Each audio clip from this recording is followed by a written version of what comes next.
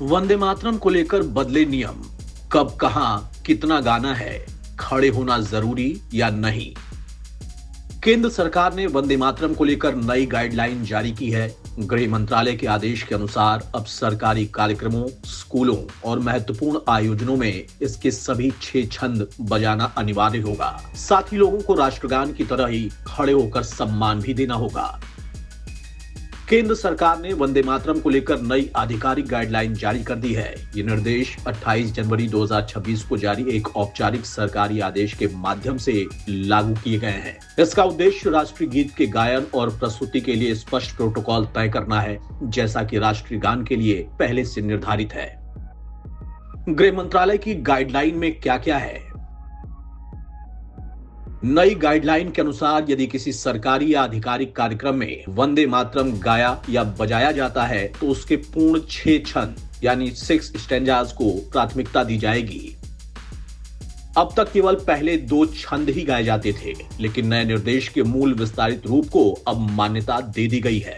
हालांकि स्पष्ट किया गया है कि व्यवहारिक परिस्थितियों के अनुसार प्रस्तुति का स्वरूप तय किया जा सकता है, पर आधिकारिक रूप से संपूर्ण गीत को मानक माना गया है। अब विशेष सरकारी कार्यक्रमों में वंदे मातरम के आधिकारिक 6 अंतरों का गायन या वादन अनिवार्य होगा, जिसकी अवधि 3 मिनट 10 सेकेंड तय की गई है।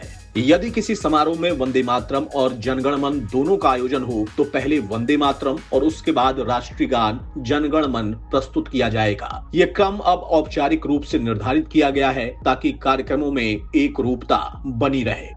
सम्मान और शिष्टाचार यानी प्रोटोकॉल के तहत यह निर्देश दिया गया है कि वंदे मातरम के गायन या वादन के समय उपस्थित लोगों को सम्मान पूर्वक खड़ा होना चाहिए, ठीक उसी प्रकार जैसे राष्ट्रीय गान के समय खड़े होते हैं। इसका उद्देश्य राष्ट्रीय गीत के प्रति समान आदर सुनिश्चित करवाना है। तिरंगा फहराने कार्यक्रमों में राष्ट्रपति के आगमन, राष्ट्र के नाम उनके भाषणों और संबोधन से पहले और बाद में, राज्यपाल के आगमन और भाषणों से पहले और बाद में सहित कई आधिकारिक अवसरों पर वंदे मातरम बजेगा। सिविलियन पुरस्कार समारोहों जैसे कि पद्म पुरस्कार समारोह या किसी भी कार्यक्रम में जहां राष्ट्रपति उपस्थित हो, वहां पर भी वंदे मातरम बजाया जाएगा।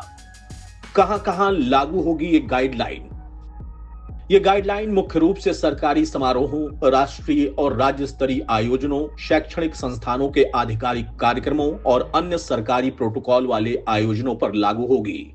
ये कोई दंडात्मक कानून नहीं, बल्कि एक प्रशासनिक प्रोटोकॉल है जिसे सरकारी कार्यक्रमों में अपनाया जाएगा।